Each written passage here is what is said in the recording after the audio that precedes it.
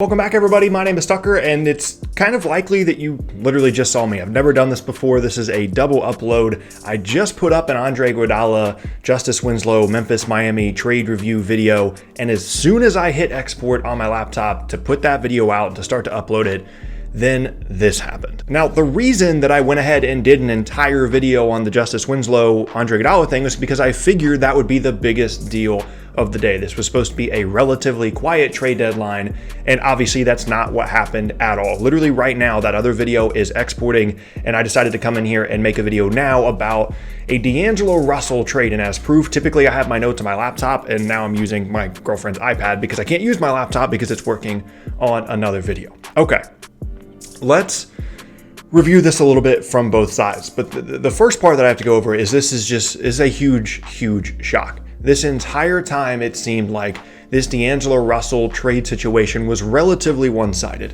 and that Minnesota wanted to make this move really badly, and Golden State wasn't really all that excited about making this move. They wanted to see Steph Curry and D'Angelo Russell and all their other guys that they could put together this season that were healthy. They wanted to see how that looked for an entire season and then wait until the offseason to potentially make a move, and they apparently threw that plan out the window. All right, so let's talk about what the trade actually is. Golden State has agreed to trade D'Angelo Russell to Minnesota for a deal that includes Andrew Wiggins, a 2021 protected first, and a 2022 second-round pick, and that also includes Jacob Evans and Amari Spellman going to Minnesota. It has since been revealed that the pick in 2021, not this year, in 2021, is top 3 protected. So let's talk about this first for Minnesota.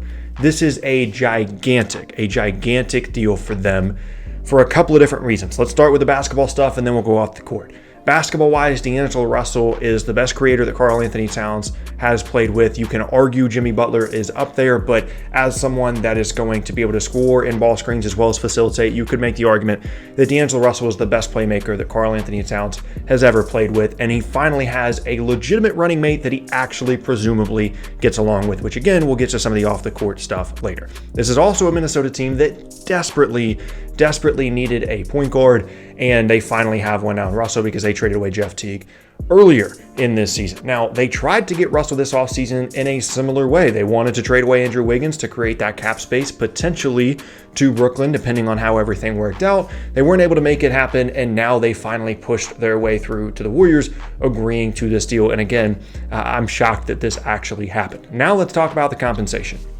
Andrew Wiggins is a player that has been basically perpetually disappointing for the last handful of seasons. He was really good his first 2 seasons statistically, and then ever since Jimmy Butler showed up, and then since, his efficiency has just not been there, his scoring has not been there, and he just hasn't become the kind of player that we expected him to when he came into the NBA, specifically as a defender, but then his scoring, as I said, has fallen off, and it just seemed like it wasn't ever going to really work in Minnesota. When you add on to the fact that he's on this long-term contract, it just didn't look like a great situation for him, right? And maybe a change of pace in Golden State, which we'll get to later, will help him, but this isn't a huge loss for them by any means. I mean, this is an important player for them in terms of their current rotation, but this is a team that's gotten them to a 15-35 record, so it's not like they're really losing a key part of their team.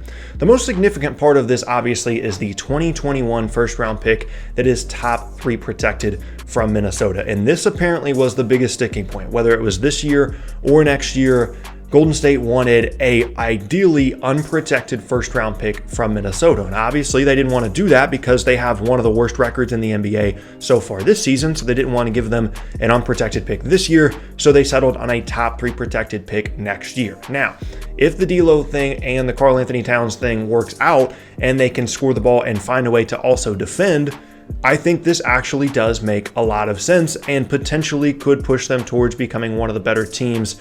Not one of the better teams in the West, but at least becoming more respectable, starting to push for that, 6 to 8 seed when healthy. They can figure out the defensive stuff, which means that the value of giving up that pick next year isn't that big of a deal. So when you look at it that way, and then you're talking about the second round pick as well, those are the details that we know about. And they're also getting a couple of other fringe rotation guys that aren't really that big of a deal. This is awesome value. Like the fact that they didn't have to give up an unprotected pick, the fact that they didn't have to give up their pick this year in any kind of scenario, in any kind of protection scenario, I think this is incredible value and a great job by the Minnesota front office to bring in D'Angelo Russell. Now let's get to the part that I think is wildly more interesting, and that is Golden State. And my first thought when I saw this, I can't say it enough, I was shocked is why now?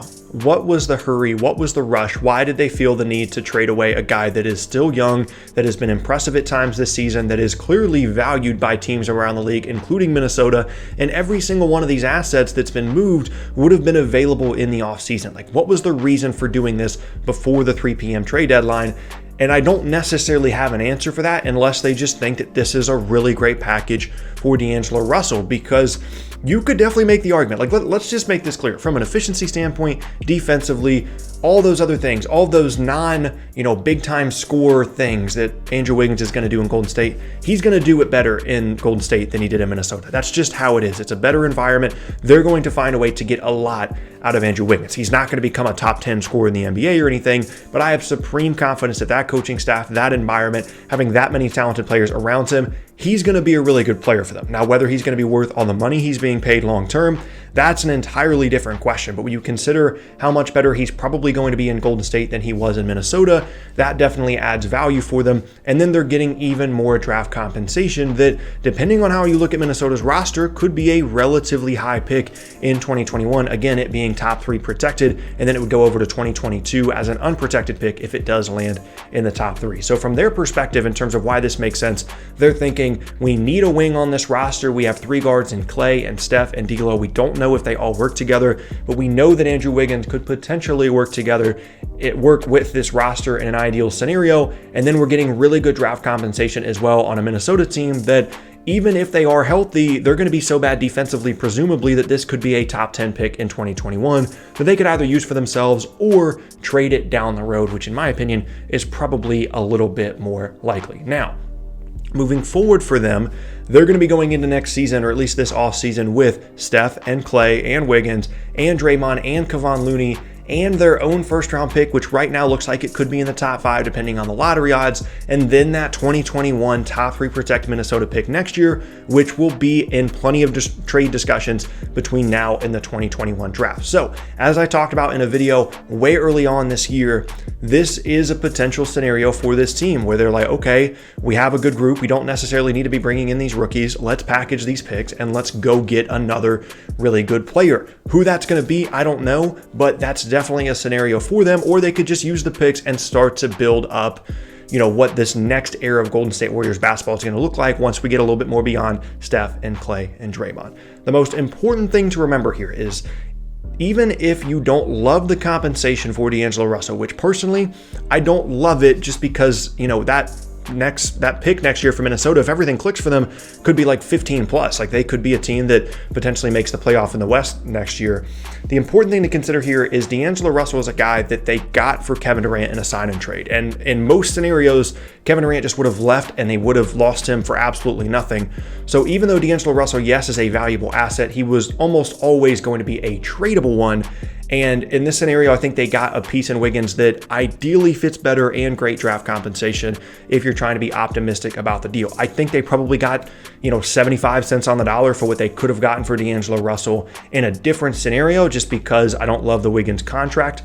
But when you consider that they didn't get him for free, but essentially they got D'Lo for free because Kevin Durant was going to leave regardless, this, suddenly gives them a really nice long-term outlook for their franchise beyond just this year. So after this, I don't know what's going to happen. I don't know if it's going to be a situation where they trade both of those picks for a star player. I don't know if they're going to trade both. I don't know if they're going to keep both. This doesn't look to be a super talented draft class, but anytime they're bringing in, any kind of top 5 type talent, that definitely helps them long-term. And then for Minnesota, there's a lot of pressure on them to be good in 2021, because if you're looking back on this trade 10 years from now and that pick next year going to Golden State is like top 8 or top 7 because they get hurt or because, they're having issues defensively, this starts to look potentially really, really, really bad. And that is a pretty big setback. Even having the 2 cornerstones in Russell and Cat, losing out on a pick that high can definitely cause some issues for you as a franchise long term and potentially upset both Cat and D'Angelo Russell. But if you're good next year, which again, there's going to be a lot of pressure to do so,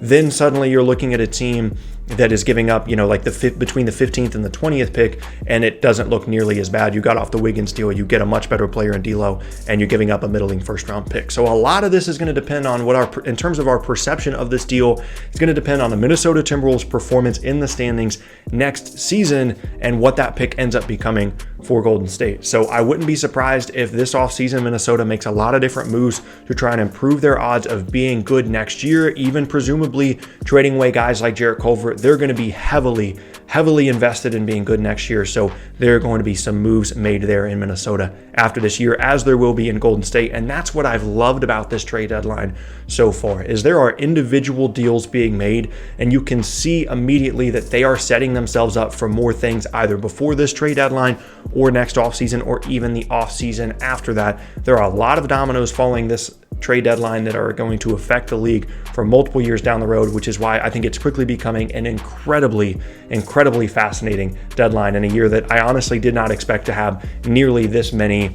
fireworks, at least of this magnitude. There haven't been a ton of trades, but the ones that have happened have been massive. But that is going to be the end of today's video. Like I said, a double upload. If you missed the Andre Iguodala Justice Winslow trade breakdown from earlier today, then of course be sure to check that out. But that's going to be the end of today's video. Like I said, my name is Tucker. If you missed any of my previous videos, then be sure to check out the boxes on screen. Thanks again, and I'll see you all next time.